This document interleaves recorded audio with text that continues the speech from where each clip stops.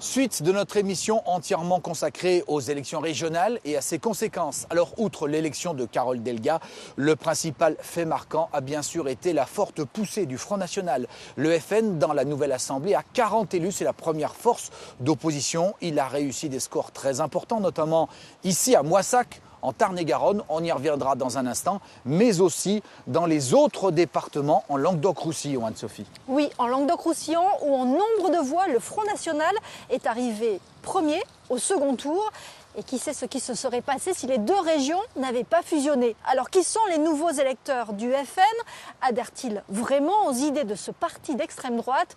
Voyage au pays du FN, c'est une enquête signée Sébastien Banus, Franck de Tranchant et Anne Vaillant.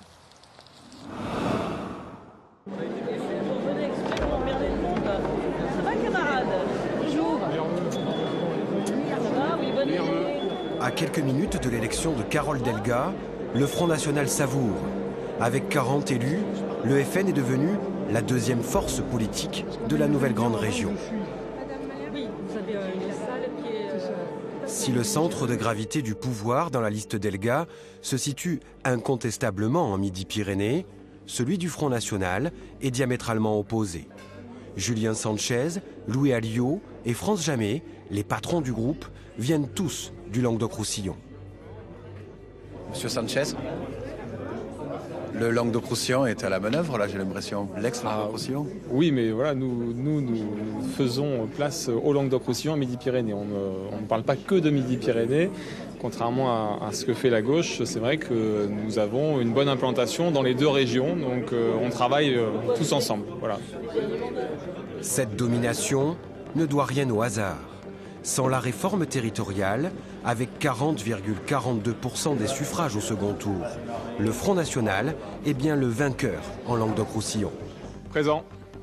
Comment le parti de Marine Le Pen a-t-il réussi ce tour de force? Quelles sont les raisons de l'enracinement du FN sur cette bande du littoral méditerranéen? Qui sont les 470 000 électeurs de Louis Alliot en Languedoc-Roussillon?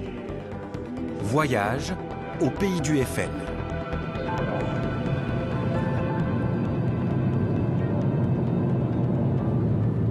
Pour notre première étape, nous avons décidé de nous rendre dans un des plus beaux coins de la région. La Petite Camargue, au sud du Gard. Des marais à perte de vue, des vignes un peu partout, les Cévennes au loin, et un taux de chômage plus de 2 fois supérieur à la moyenne française. Ici, le Front National est chez lui, il gagne régulièrement depuis 30 ans. Beaucaire est la porte d'entrée de ce monde. C'est ici que débute le canal du Rhône à 7 qui traverse cette plaine. Nous y retrouvons Julien Sanchez. Élu de justesse dans une quadrangulaire au municipal de 2014, il a depuis permis à son parti de systématiquement gagner des voix à chaque scrutin. Lors des régionales, le parti de Marine Le Pen a même remporté 60% des suffrages aux 2 tours. Lorsque nous lui avons proposé de le rencontrer, Monsieur le maire nous a donné rendez-vous sur le marché pour distribuer une pétition destinée à convaincre Carole Delga de venir à Beaucaire. On a besoin du soutien du conseil régional, on a besoin d'un peu d'argent de la région. Donc voilà, c'est pas parce qu'on n'a pas la même parti politique qu'il ne faut pas venir ici. On l'attend, on espère qu'elle sera intelligente. Voilà. Et peut-être aussi pour nous démontrer le succès de son implantation. Thomas, c'est bravo pour la navette. Ah, merci. Le véhicule vous plaît alors ça... Le véhicule lui plaît. Un homme politique aussi efficace, ça se rencontre pas souvent. Merci. Je voulais vous remercier. Ce que vous faites, c'est merveilleux. Merci. Vous savez, on est beaucoup qui ne pensaient pas ça de vous et que maintenant, ils ont changé d'avis. Ah oui. Il y en a qu'est-ce qu'il fait de plus, Monsieur Sanchez? Et on a moins peur, on a moins... et déjà, rien que de faire le marché, déjà, c'est plus agréable. C'est plus agréable. Que tu vas à Tarascon, maintenant, c'est intenable. Qu'est-ce qu'il y a à Tarascon? Qu'avant, c'était... Et je veux pas trop... Je veux pas trop parler, moi, parce qu'après, je veux pas avoir des... Moi, je suis une personne âgée, je suis toute seule, je veux pas avoir de problème. Oui. Parce que les gens avaient peur avant. Mais peur de quoi? C'est ça que je comprends pas. Beaucaire, c'est pas Chicago. Mais plus que Chicago. Si. Bah, bordine. Quand vous voyez que les jeunes, ils vous attaquent, ils vous arrachent les sacs, ils vous arrachent les chaînes, regardez-moi, je risque plus de porter quoi que ce soit au cou. Vous avez déjà été attaqué, vous? Moi, non. Sécurité, propreté, tradition, l'électorat de Julien Sanchez est servi avec zèle. avec le risque de rompre le dialogue avec une partie de la population. C'est une de ces mesures qui nous a amenés au tribunal de Nîmes. Julien Sanchez est accusé de discrimination par 6 de ses administrés. L'été dernier, le maire a pris un arrêté pour faire fermer à 23 h les commerces d'une partie du centre-ville pour assurer la tranquillité des riverains. Salut Julien, bonne année. Quand on est civilisé, on est censé connaître la loi. Et la loi, elle dit qu'on ne fait pas de tapage nocturne, qu'on ne fait pas de bruit, notamment et particulièrement la nuit. Une mesure éminemment politique. Elle a été prise à la veille du début du ramadan dans un périmètre où les Beaucairois musulmans viennent consommer après la rupture du jeûne. Préservation de l'ordre public ou discrimination, devant les nombreux médias présents, le maire joue sur du velours. Moi qui sois bouddhiste, musulman ou autre, je m'en fous complètement. Ce que je vois, c'est les nuisances nocturnes. C'est le problème d'absence de tranquillité. J'avais jamais eu ce sentiment-là auparavant, mais malheureusement aujourd'hui, oui, c'est comme ça. Les 6 magasins qui ont été avisés de cette nouvelle loi, entre guillemets, étaient justement tous des musulmans ou des arabes, quoi. On se sent, oui, clairement visé. Depuis que M. Sanchez a décidé de faire arrêter les commerces à partir de 23 h, il a mis des bornes électriques, on se sent asphyxié, on n'arrive plus à réaliser notre chiffre d'affaires, on a un chiffre d'affaires à réaliser, on n'arrive plus à le faire. Voilà, qu'on se sent asphyxié, clairement. Face aux magistrats, les 2 camps ont maintenu leur position. Et devinez ce qu'a dit Julien Sanchez quand le président de l'audience lui a posé la question de l'origine des commerçants visés. Séance de rattrapage à la sortie du procès pour les médias et pour ses supporters. Ce ne sont pas des commerçants maghrébins qui sont visés, c'est pas une religion. Je me fous de la religion de ces gens-là, qu'ils soient maghrébins, qu'ils soient de religion musulmane, qu'ils soient bouddhistes, qu'ils soient... peu importe, ce n'est pas le problème ce sont les nuisances et c'est contre ça que je me bats et contre ça uniquement.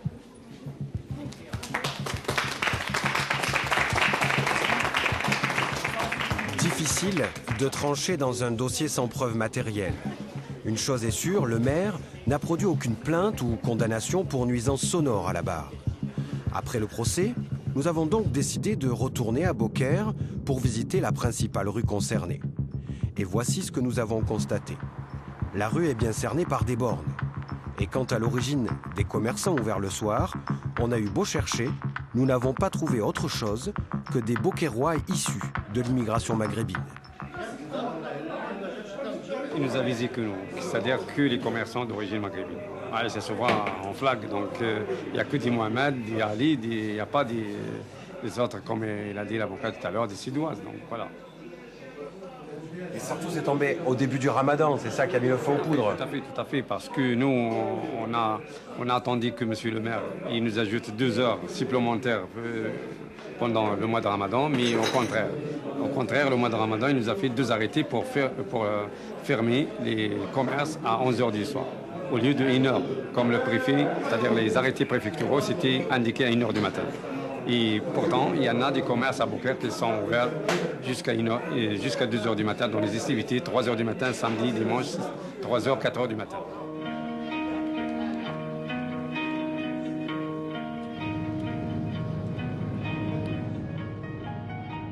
Changement de décor, de la plaine de la Camargue à celle du Roussillon, d'un extrême à l'autre. Bienvenue à Argelès-sur-Mer dans les Pyrénées-Orientales. Ici, on aime le rugby et la gauche. Le maire, un rugbyman socialiste, est aussi le député de la circonscription. Mais pour les régionales, les choses ont changé. Lors des 2 tours, avec plus de 40% des suffrages, Louis Alliot est arrivé loin devant la liste de Carole Delga. Pour comprendre cette petite révolution, nous sommes tout simplement allés poser la question des raisons de ce vote aux habitants. Et voici ce que nous a répondu la première personne que nous avons croisée. J'ai voté Front National 2 fois. C'est malheureux à faire, mais qu'est-ce que vous voulez, quand vous arrivez au bout de 40 ans d'avoir toujours la même, entre guillemets, je ne veux pas dire un gros mot, mais toujours la même merde, il y a un moment donné, c'est pas par les convictions du Front National, mais c'est pour dire arrêtez vos conneries, arrêtez de nous prendre pour des cons. Et vous étiez plutôt à gauche ou à droite avant? J'étais plutôt à gauche. Mais maintenant, la gauche ou la droite, je m'excuse, mais c'est vraiment la même chose, quoi. Pour aller plus loin, nous sommes partis près de la plage, dans un quartier de lotissement, où plus d'un électeur sur 2 a voté FN. Ici, la plupart des habitants sont venus s'installer récemment. C'est un peu anachronique aujourd'hui, mais on appelle cela l'héliotropisme. Ces classes moyennes à faible revenu, ces petits retraités, ont quitté la grisaille du Nord pour vivre sous le soleil du Midi. Comment expliquer le raz-de-marée du Front National dans un lieu si paisible? Pour le comprendre, nous avons décidé de sonner à leur porte.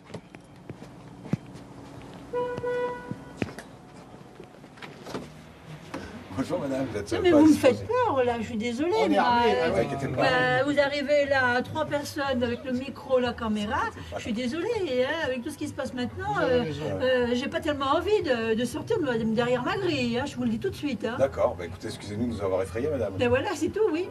Désolée. Il se passe tellement de choses avec Facebook, tout ça. Moi, je me méfie de tout et de tout le monde. Vous avez raison. Voilà. Je m'en excuse, mais c'est comme ça. On comprend, madame. Bon. Merci, madame. C'est tout. Excusez-moi. Premier contact plutôt tendu. Mettons cela sur le coup de la surprise. Nous tentons notre chance un peu plus loin. Il n'y a pas grand monde, les gens travaillent. Finalement, c'est une retraitée qui nous ouvre sa porte, mais cette fois-ci, ce n'est plus seulement nous qui faisons peur. Moi déjà, je vais vous dire mon sentiment. Je suis pied noir.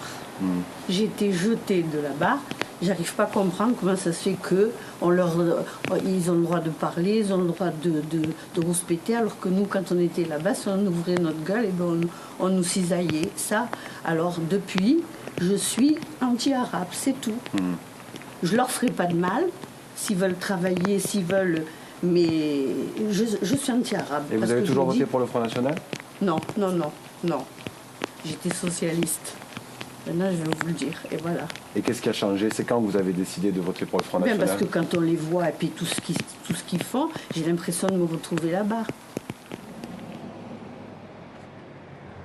Pour comprendre ce qui bout dans la cocotte des Pyrénées-Orientales, direction Perpignan. Nous avons rendez-vous avec un sociologue qui étudie le coin depuis longtemps. Et ce que nous lui rapportons de notre visite à Argelès, sur les électeurs du FN, ne le surprend pas. C'est avant tout la population pied-noir qui s'est installée après le rapatriement en 62. Et parmi elles, c'est vrai, parmi les nostalgiques de l'Algérie française, parmi certains même qui ont pu être des proches, il y a un assez gros appareillage humain, il y a une catégorie de votants qui a transmis en plus des habitudes de vote à ses enfants et qui a constitué au milieu des années 80 un premier temps d'implantation du FN ici dans la ville. Dans la deuxième époque, on va dire, du Front National ici en région et particulièrement à Perpignan, il y a eu ce qu'on pourrait appeler une agrégation de publics complètement composites, qui peuvent s'opposer d'ailleurs, qui s'est réalisée. Notamment en premier lieu avec l'arrivée héliotropique d'un certain nombre de personnes dans les couches inférieures de la classe moyenne qui se reconnaissent comme au niveau national dans le vote nationaliste. Et puis après, on retrouve aussi tout un appareillage de gens qui récusent l'UMPS, comme le disait Jean-Marie Le Pen, et qui vont aussi là voter et s'agréger et trouver dans l'offre politique du FN ici une résonance pour lutter contre deux fléaux. Le communautarisme et, bien entendu, la faiblesse économique locale. Peur du déclassement, insécurité, chômage, rejet des partis traditionnels, mais aussi xénophobie. Les thèmes du Front National trouvent depuis longtemps un écho particulièrement favorable au bord de la Méditerranée. La grande région endiguera-t-elle la vague bleu marine? Rien n'est moins sûr. Lors des dernières régionales, le Front National a déjà rassemblé près de 360 000 électeurs en Midi-Pyrénées. Ah, vous me laissez me noyer là?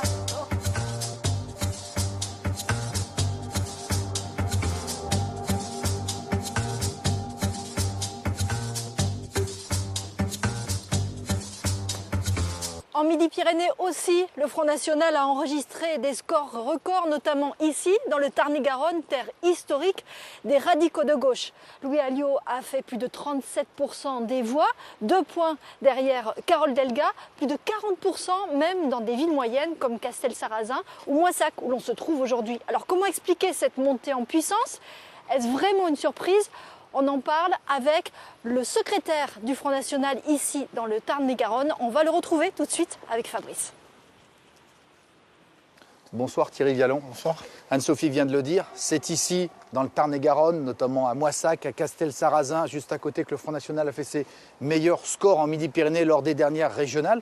C'est pas nouveau, Jean-Marie Le Pen avait fait plus de 20% le 21 avril 2002 lors de la présidentielle. Ça veut dire qu'il y a un vrai ancrage du FN ici sur ces terres de gauche? Il y a un vrai ancrage. Vous preniez des chiffres qui concernent les scrutins nationaux, mais c'était déjà également le cas dans des scrutins locaux. Lors des précédentes régionales de 2010, lors des cantonales de 2011, on voyait déjà cette implantation. La différence, c'est que cet ancrage s'est accru, puisque le nombre de nouveaux électeurs sur le département, c'est 11 000 et quelques, et le nombre de nouveaux électeurs du Front National, c'est un peu plus de 30 000. Mais ça veut dire concrètement que sur ces terres historiquement à gauche, voire radicales de gauche, ici dans le fief du PRG, il y a un rejet et vous profitez de ce rejet. Oui, bien sûr. Plus qu'un vote d'adhésion. Non, c'est aussi un vote d'adhésion, mais aussi un rejet, mais ça va de pair finalement, de la classe politique en place, et notamment de M. Baillet et de son système, mais aussi du système Barège, qui est un peu le pendant de celui de M. Baillet. C'est quoi le système Barège et le système Baillet? Et vous, qu'est-ce que vous apportez de différent? Écoutez, ce sont un homme et une femme politique qui se maintiennent uniquement pour conserver leur place et finalement qui œuvrent peu pour leur territoire et qui font du clientélisme. Voilà ce que c'est le système Baillet. Les bons scores du Front National, c'est lié aussi au chômage, à un certain désespoir dans les campagnes. Bien sûr. Vous prospérez là-dessus? C'est pas qu'on prospère, c'est que malheureusement nous sommes les seuls à apporter une réponse à un territoire qui finalement est un condensé de tout ce qu'on peut voir en France. Un chômage qui est plus fort que la moyenne midi-pyrénéenne, une précarité qui s'accroît, une paupérisation qui s'accroît également, aucune industrie et finalement un axe de communication qui n'est pas mis à profit, la vallée de la Garonne qui n'a pas du tout été mis à profit par les précédents politiciens. Mais vous, qu'est-ce que vous proposez qui sera plus efficace que tout ce qui a entre guillemets, échoué depuis ces dernières années, notamment ici dans le Tarn-et-Garonne avec un département très rural? Eh bien, nous, ce que nous voulons justement, c'est que l'activité soit redéployée sur les territoires ruraux et ne soit pas, comme toujours, concentrée sur les agglomérations que sont Toulouse et Montpellier. C'est-à-dire, concrètement? C'est-à-dire ramener de l'activité dans les campagnes. Je crois qu'on a toujours défendu ce principe. Louis Alliot l'a toujours défendu pendant la campagne. Voilà, c'est finalement l'attractivité de notre région ne doit pas se résumer aux deux grandes villes. Louis Alliot, il a mené la campagne et il ne va pas siéger au conseil régional. Est-ce que pour les électeurs, vous trouvez que c'est un bon message, c'est un bon signe, puisqu'il a préféré son mandat à la mairie de Perpignan et son mandat de député européen? Écoutez, il n'a jamais trompé personne, il a été clair dès le début. Il a gardé les mandats là où il sera, je pense, le plus efficace. Il est bien certain qu'avec Mme Delga, l'opposition sera muselée une fois de plus. Donc je pense qu'effectivement, il sera plus utile à la cause patriote, à la mairie de Perpignan. Mais vous ne regrettez pas, vous qui êtes un des 40 élus du Front National, qui soit avec vous pour porter le combat en Midi-Pyrénées, Languedoc-Roussillon, au conseil régional? C'est lui qui a mené la campagne. Certes, mais je pense qu'on a des gens de valeur en dehors de Louis Alliot. Il va falloir que les gens aussi s'habituent au fait qu'on a maintenant des gens de valeur avec nous. Je pense que Franck Jamet est tout à fait à même de mener le combat en remplacement de Louis Alliot. Merci Thierry Vialon. Merci. Je rappelle que vous êtes secrétaire départemental du Front National ici dans le Tarn-et-Garonne. C'est la fin de cette enquête de région. Vous pouvez bien sûr retrouver l'émission sur nos sites internet en Languedoc-Roussillon et en Midi-Pyrénées. Toute l'équipe vous dit au mois prochain pour un nouveau numéro.